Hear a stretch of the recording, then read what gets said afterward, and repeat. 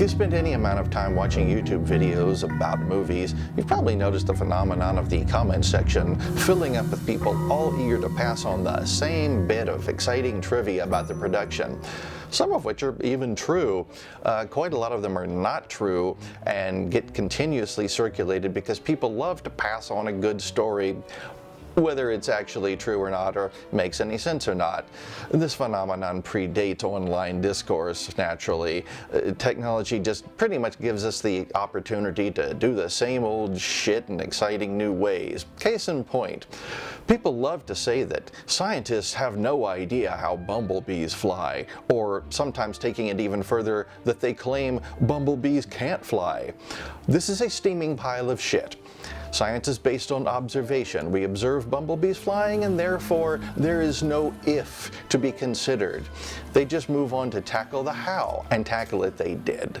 Scientists know exactly how bumblebees' wings work. I know how bumblebees' wings work. The next time somebody relates something like that to you, ask them what scientist told them that, and watch them hem and haw and eventually excuse themselves to go return some videotapes, because they didn't hear it from a scientist. They heard it from a friend or some bozo on the internet who hates smart people and just really gets thrilled at the idea of them being stymied by something.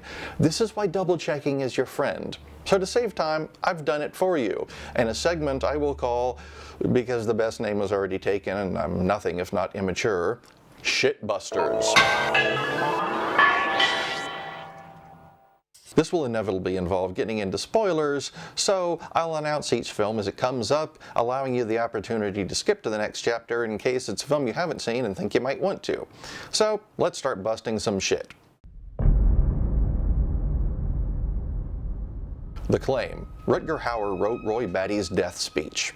This is one of those myths that's like a lot of myths in that it does contain a nugget of truth, which is then planted and grows into a giant beanstalk of bullshit that needs to be cut down.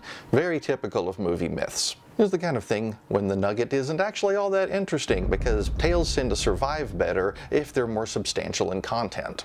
Look, these stories were well-traveled. He might have picked up some embellishments along the way. This is the sort of thing that Richard Dawkins was talking about when he coined the term meme, which everyone now thinks means a picture with a supposedly funny caption, when it actually referred to a piece of information that had whatever information needs in order to get successfully passed along. Much as survival of the fittest frequently has nothing to do with actual physical fitness, memes often survive in spite of anything to do with the truth. In this case, Hauer only contributed the Tears in Rain line, and it wasn't ad-libbed during the actual filming. In the first read-around, when I sat there and the cast sat at a table and read the script, Rutger read that speech and then went on with a couple of lines about memories in the rain.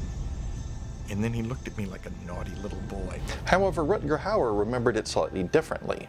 I came up with, two lines that I had some sort of off-worldly feel to it and some poetry in it. And then I came up with the line, at 4 o'clock in the morning, all those moments will be lost in time like tears of rain. And I brought it to the set and really liked it. The one thing they both agree on is that this did not happen spontaneously while the camera was rolling. While actors' ad-libs often end up in the finished product, it's almost never when the camera is actually shooting the scene. We were shooting and Dumbledore dismissed me, and I turned to Daniel and I said, "Let us hope Mr. Potter will always be around to save the day." And Daniel stepped forward and he said, "Don't worry, I will be." From that description, one might conclude that Daniel Radcliffe's line, as it appears in the film, is the ad-lib being described. But movies are typically shot with a single camera, and not covered from multiple angles by multiple cameras like sitcoms are, which are much more performed like a play. Harry's added line is from a completely new angle, which means the camera was repositioned, along with possibly some lights and whatnot, and then it rolled again for the shot of Harry speaking. Even if he did say it during Jason Isaacs' take, he'd have likely had to say it again for the new angle, probably multiple times for multiple takes to get the version we actually see in the completed movie. The claim. Cobb's totem isn't actually the top at all, but his wedding ring. This is a full-on fan fabrication, never confirmed or even referenced by Christopher Nolan. In fact, as I will demonstrate here, it doesn't even occur in the shooting script. Nothing. How about just ring? Nope. The ring is just a detail showing us how he's different in his dream world, something he straight up tells us. Why is it so important to dream? My dreams were still together. He never appears to look at his ring or even his ring finger. He very much does check the top every single time. One explanation I've heard for this is that taking out the top provides him with an opportunity to look at his ring finger in one of the most desperate post hoc rationalizations I've ever heard. Why would he need an excuse to do this? He could just look at the ring and go, oh, I guess I'm asleep. He not only takes out the top, but spins it and then sits anxiously waiting with his gun at the ready as the top spins in case he has to shoot himself to wake up. He doesn't need to do this at all if glancing at his ring finger clarified the matter. Does Arthur have to get into an actual game of craps to test his loaded die? Somehow I don't think so. Now, Cobb does say that no one else should know how your personal totem works. So now you've noticed how much time Cobb spends doing things he says never to do. But he also only tells Ariadne that the top was Mal's totem. He doesn't tell her that he also uses it, nor does he check it in front of her or any of the rest of his team. The only one to see him use it is Saito, who interrupts him as he checks it after trying Yusuf's compound for the first time, which is why he remembers it later. It's also an interesting event in that we never see if he rechecks the top or not, meaning that technically Cobb could be dreaming the entire rest of the movie. However, I'm not here to weigh in on the subject of whether or not he's awake or asleep at the end, because the fact is, there is no answer. Christopher Nolan wrote it to be workable either way you choose to take it, because the fact is, it doesn't matter. It just doesn't matter! But how, you ask? How can it not matter? I mean, it's not as if the film doesn't tell us 3 freaking times. Cobb is going on a journey he believes will reunite him with his family. You're waiting for a train. A train that will take you far away. You know where you hope this train will take you. But you can't know for sure. But it doesn't matter. How can it not matter to you where that train will take you? Tell me why! Because you did it together! Either he makes it home, or he performs Inception on himself successfully enough that he believes he's made it home. He's happy either way. It just doesn't matter! It just doesn't matter! The claim. The character of Neil is actually the character of Max grown to adulthood. This just seems stupid on the face of it, but there is actually precedent within the film to suggest something like this. This carving is known as the Satyr Square, which has been found in Pompeii as well as some other places over the years. It contains the word Tenet twice, along with numerous other reversed words which inspire names or events in the film. The villain is named Satyr. He owns a company named Rhodes, Satyr spelled backwards. Arepo is the name of an unseen art dealer that incurs Satyr's wrath, and the film opens with an attack during an opera, Arepo reversed. Max's full name is assumed to be Maximilian. Note the spelling, and the last 4 letters of that name reversed make Neil. However, he's never referred to by his full name either in dialogue or in the credits, so how do we know it wasn't just Maxwell? Then, bang, bang, the hammer comes down on that theory's head and makes sure that it's dead, because the last 4 letters of Maxwell reversed make Lou, which I guess is short for Lewis. My name is Zipper. My first name is Lewis. You can call me Lou if you like. There's no Lewis in the film, and Maximilian spelled with an E is a French spelling, not an English or a Russian spelling. Of course, none of the other reverse names or words end up being a small part of one of the reverse names or words, so it's already shaky, but the fact is, it doesn't make sense in context with the film. At the finale, Neil tells our protagonist, "You have a future in the past. Years ago for me, years from now for you. Max's age is never specified in the film, but the actor who played him was 10 years old at the time, so let's just go with that. Clearly a protagonist doesn't recruit a 10-year-old into Tenet, but if he's going to be journeying into the past, Max is only going to get progressively younger, not older. Obviously, at some point before the start of the film, the protagonist recruits an already adult Neil into Tenet. One could have freely speculated about Neil's possible identity had the film not explicitly told us that they met in the past and not the future. But even then, it doesn't really play. When Kat gets shot and is likely to die, Neil shows no real emotion for someone who fans are claiming is actually his mother. Rather, it's the protagonist who is dead set on saving her. We're going in. You might as well help us.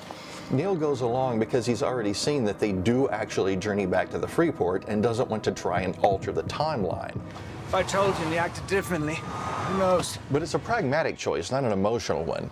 And why would the film not just tell us this when it explains the other twists? Why do people think that movies are full of twists that the film just never cops to? That even as the credits start to roll, the film has lied to us and still needs to be decoded? Maybe it's time we all stop trying to outsmart the truth and let it have its day.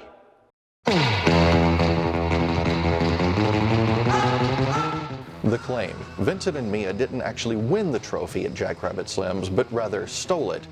Is that a fact? No, it's not a fact. It's just what I heard. It's just what I heard. This is kind of annoying because unlike the previous examples, this isn't something arrived at by misunderstanding inferences made in the film. It just isn't in the film, and I have to conclude that whoever started this one knew full well he was making it up. As recently as 2022, this one was still making the rounds in the press, with this Screen Rant article recycling the same old claim. That when Butch is walking to his apartment to get his father's watch, you can hear a news report coming from radio or TV as he passes by an open window which says that the trophy was stolen. So let's listen to the scene in question.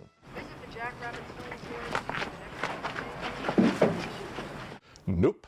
All it says is, visit the Jackrabbit Slim's nearest you. And that phrasing makes it obvious that this is an ad, not a news report. Well, why would a news report be asking you to visit Jackrabbit Slim's? And why would an ad include the information that a trophy was stolen from there? But admittedly, it is a little difficult to hear the very start and end of this. So let's try filtering out all the ambient noise and see what's left over. $5 shake. Visit the Jackrabbit Slim's nearest you, the next best thing to a time machine. So, the tail end of a reference to their $5 shake and wrapping up with what is clearly the company's motto. So, no stolen trophy, they got it because they won it.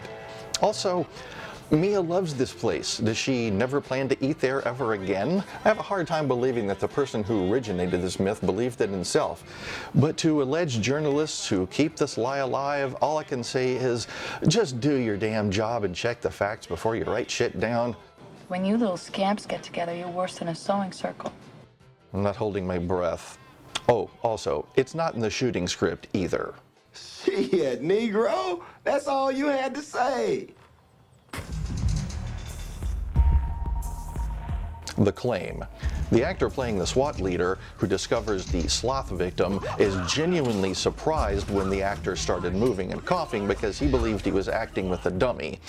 This one's easy, as David Fincher debunked this one himself in a recent interview with Cinema Blend. The makeup was applied, and then he had to be carried on that bed. We had tubes and wires and stuff running into it. So he was literally like medevaced up the stairs into the giant penny building. The idea that we could keep that a secret. And by the way, we shot 19 takes of it, so.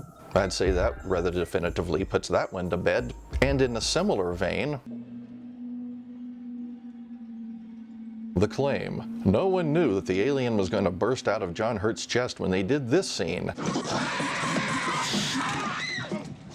This is one of these rumors that assumes that actors don't read their scripts or are too dense to realize that at some point John Hurt left the set and was replaced by a dummy on top of a table with a bunch of technicians underneath. What is true is that they were genuinely shocked by the sheer quantity of blood and actual animal entrails that blew out during the scene. That reaction from Veronica Cartwright is a real expression of disgust.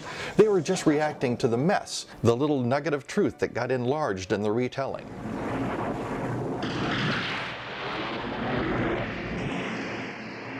The claim. Only McCready is breathing frost breath at the end, which means that Childs is actually the thing.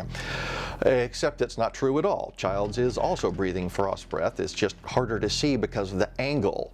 And in addition, it doesn't matter either way. The earlier scene of the Bennings thing shows it clearly breathing frost breath, which means that doesn't count as a distinction between the thing and an actual human being. I don't know why people try to solve things that were clearly not written to have an answer, but to be conversation starters. It just doesn't matter! The claim. Ferris isn't even real and is actually Cameron's imaginary friend. This isn't remotely a theory, it's not even a hypothesis. It's just some shit people pulled out of their ass because they seem to think that every film was written in 1999 and has some subtext that is commenting on the inherent reality of the story. It's not in the film, it's never hinted in the film, and is not even hinted at by John Hughes. The film starts and ends with Ferris, not Cameron. Now, Cameron is the dynamic character in the story, while Ferris is a static character. He's not the one who experiences growth. He does, however, have a home, a family, a girlfriend, school staff who know of his existence. Bueller? Bueller? Hell, everyone in school knows who he is. They all adore him. They think he's a righteous dude. So in order to buy that he's not a real person, one has to assume that everything that happens in the film is in Cameron's imagination, not just Ferris. And I have to ask you, does this make it a better film? As written, Ferris Bueller skips school and drags his depressed hypochondriac friend out of bed to show him a good time, culminating in what Cameron will ultimately call the best day of my life. Ferris leaves his friend feeling like he'll finally be able to stand up for himself. You think Cameron's gonna be okay? Oh, yeah. Yeah, sure. For the first time in his life. But no, some people would rather think that Cameron just lay in bed all day feeling shitty and daydreaming about a good day. Pardon my French, but fuck you. This film has survived for generations, it is much beloved, and it is because it isn't something stupid like that. Let my Cameron go.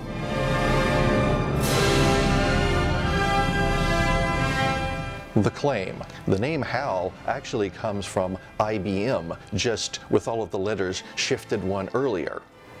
Simple enough, Arthur C. Clarke and Stanley Kubrick both say that this is a load of crap, that the name actually stood for heuristic algorithm. This does appear in the novel for 2001, written by Arthur C. Clarke, and I'm inclined to agree with him. He wrote the damn story. If you're trying to make it something else, you're not actually trying to discover the truth. You're just trying to insert something you prefer.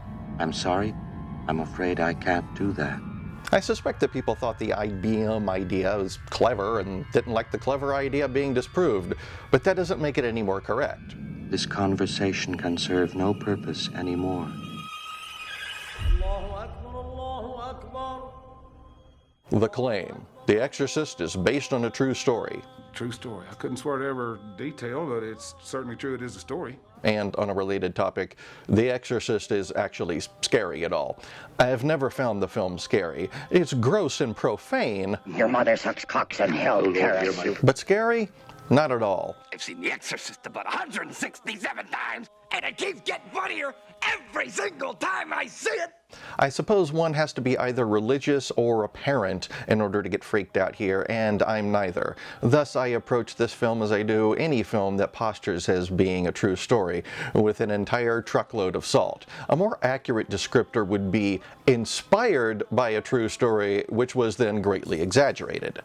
In reality, the incident involved a 14-year-old boy named Ronald Hunkeler, previously known only as Roland Doe, who manifested no supernatural abilities.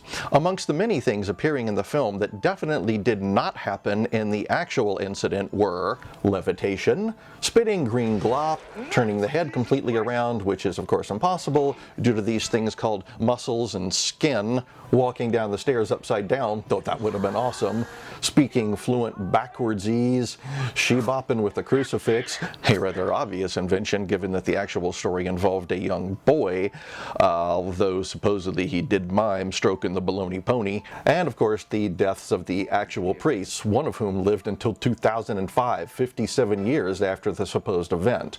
Things that did happen include spitting normal spit, cursing, thrashing, the shaking of the bed, which was on rollers and did move once while Father Halloran was leaning on it, the appearance of writing on the body in the form of scratches that could obviously have been self-inflicted, saying things such as devil, St. Louis, and no school, yes, clearly a concern a demon would have.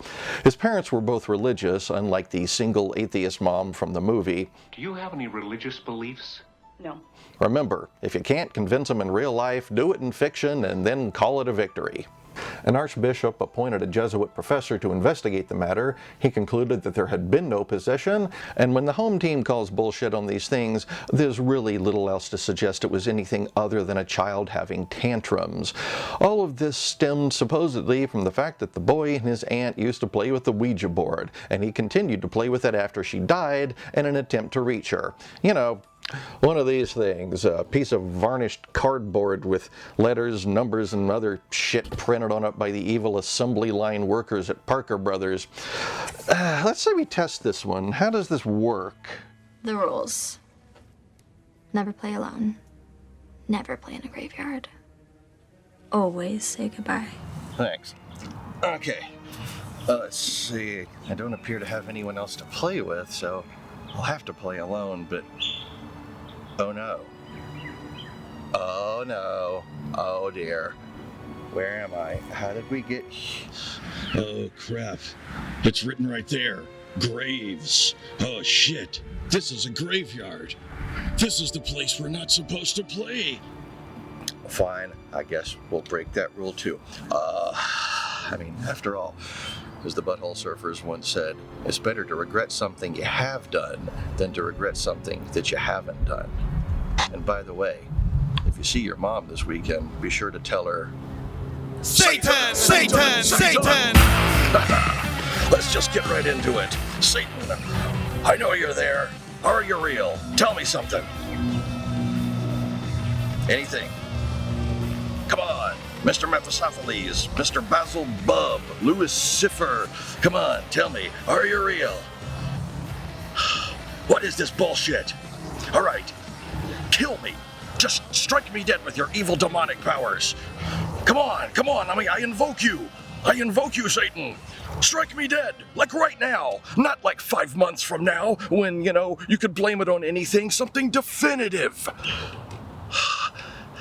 I'm starting to have like a Doc Brown moment when he was like, This damn thing doesn't work at all. and neither does this. What a joke. God, I'm not even gonna say goodbye. No, fuck, yeah, follow me, evil demons. Come on, I dare ya. What a bunch of shit. Ultimately, it was just a novel inspired by a hoax, and many of the elements in the story weren't even drawn from the real case. The tragic death of Father Karras's mother was based on author William Peter Blatty's own mother's death. My grief was borderline neurotic, or maybe fully neurotic. I mean, Karras's grief over his mother's death. Yeah, I knew what that felt like. He also admitted to playing with the Ouija board in the rental house where he wrote the book. I purchased a Ouija board, and I put my fingers down on the planchette.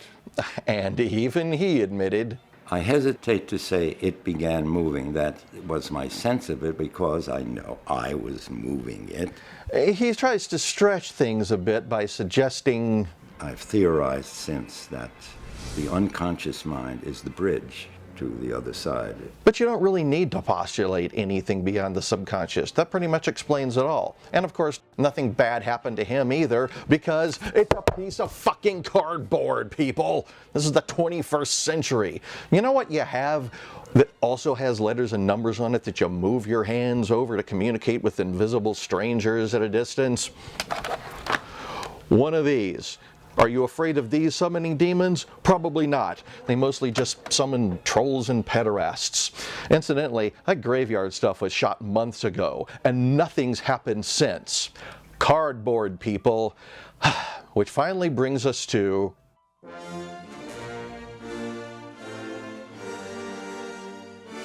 The claim. The production used real skeletons in the pool scene, and because of that, the film is cursed. Yeah, right. Curse. It's big with humans. It means bad things are happening, but you can't be bothered to find an explanation. So, the use of real skeletons. That part is true. It's pretty much an open secret at this point. No one's really denying it. However, these were skeletons acquired from medical supply companies, from people who had willingly donated their bodies for use, and not corpses dug up out of the ground or anything untoward like that. Where do you get all these skeletons from? Oh, they come from India. And all of the meat and hair and stuff like that was added onto the real skeletons by the effects team. We took the actual skeletons and we sculpted in clay and fit to the bones. The infamous Poltergeist curse is an attempt to explain away the deaths of several cast members who died from natural causes that were fully explicable.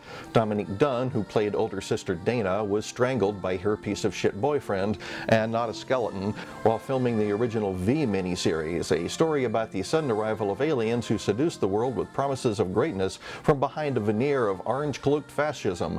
Tell me movies never predict the future. But it was unconnected in time or place with the making of Poltergeist. But what about the other deaths? Gillian Beck, who joined the cast as Reverend Kane in Poltergeist 2, died partway through the filming of the sequel, to nobody's great surprise. Look at him. He was only 60. He had been diagnosed with stomach cancer 2 years before Poltergeist 2, and it eventually did what cancer does. Will Sampson, who played the medicine man in the same film, died a year later from post-op kidney failure after a heart and lung transplant related not to spooky powers from beyond the grave, but to scleroderma, an autoimmune disease he'd suffered for some time. And little Heather O'Rourke, who played Carol Ann Freeling, died 6 years after the film's release from complications related to intestinal stenosis, which she had apparently had since birth, well before Poltergeist was even a twinkle in Spielberg's eye. Hell, the first hospital O'Rourke was taken to following her collapse at home was in El Cajon, which translates to the coffin. Why are there no stupid conspiracies about the hospital? Why is it that JoBeth Williams, who was the one cast member who actually performed in the pool with the skeletons, is still alive and well? The dead must have shitty aim, I guess. And the use of real skeletons in movies isn't remotely rare. Yes, these were real. So was this. So was this. So were these. So was this. So was this. So was this. So was this. So was tons of this. And the only curse on that film was that nobody made any money, since the producers were literal mobsters.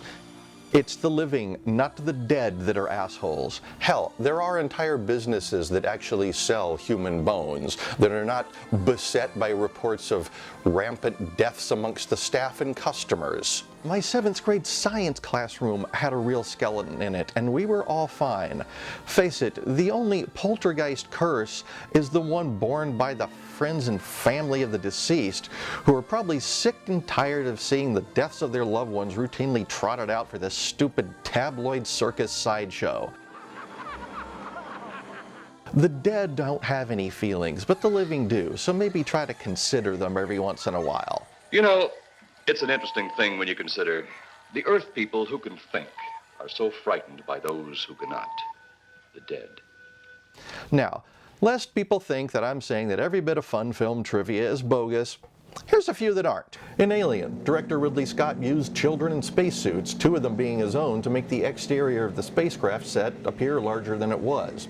He did also construct all the sets joined the way they are in the film, so that the cast had a sense of claustrophobia trying to find their way through it. And that's in a way how Ridley liked it and shot it. And you couldn't see out, so you didn't know where you were. And it was almost like shooting on location, and that really did contribute to the claustrophobia and the realism. The Bible quote Jules recites multiple times in Pulp Fiction is not actually from the Bible. The second half is fairly similar to Ezekiel 25:17, but the first half has zilch to do with the Bible and is actually inspired by a Sonny Chiba film called The Bodyguard, specifically the 1976 US version. The path of the righteous man is beset on all sides by the inequity of selfish and the tyranny of evil men. Which began with a nearly identical quote, which, for whatever reason, also claimed to be Ezekiel 25:17, despite mentioning Chiba by name. I personally prefer Ezekiel 4:15, which is some weird exchange going on between God and his people where Human shit is exchanged for cow shit with which they are supposed to prepare their bread. The Bible, ladies and gentlemen. There was indeed an actual killer that appeared in The Exorcist during the scene where Reagan is being given an angiography. It's not the main doctor, but this guy here, Paul Bateson, who is convicted of the murder of reporter Addison Verrill and was suspected of 6 other murders over a period of the previous 2 years, though this was never definitively proven. Yes, Viggo Mortensen did break his toe kicking this helmet in the 2 towers. This is confirmed by Peter Jackson. Yes, Alan Rickman was told he'd be dropped on 3 for his big stunt at the end of Die Hard, and then was actually dropped at 2. We know this because the guy who dropped him came out and said so. So I said 3, 2, and I let go of the rope. That fear that you see on his face is real. And of course, the stupid myth that comes around every year at Halloween that black cats are bad luck. They're not. Black cats are awesome.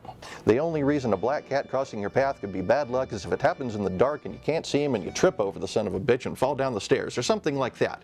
But otherwise, they're cool. Speaking of black cats, it's also possible that the movie Flow contributed to an increase in the adoption rates of black cats. Traditionally, black cats have been the slowest to be adopted out, partly because of stupid superstitious bullshit, partly because of vain jackasses who think that black cats aren't photogenic enough or are too hard to take pictures of, and partly just because black cats are the most common colored cat, leading to shelters being overcrowded with them. However, there is no direct evidence pointing to the movie as the cause of this. They simply happen concurrently in time, and correlation doesn't prove causation. However, it is probably correct to say that the movie definitely could have helped. So, the next time you go repeating something you heard on the internet about a movie that sounds really interesting, just take a few minutes to look it up and see it's even true. Otherwise, you're just making yourself look like a dipshit. Yeah, like the time you told me about the 50 Iranian terrorists who took over all the Sizzler steakhouses in the city. I'm trying to OD on all your bullshit stories. Yeah, shut up! Isn't it right? So, unlike the real Mythbusters, I would very much encourage you to try this at home. What's hiding under your bed? Is it more of the stuff you make up in your head? Do you just pretend that you have all the answers when nothing makes sense? Can you show me some proof for all the things you believe when you don't have a clue? It's a human excuse to buy into the stories that sound good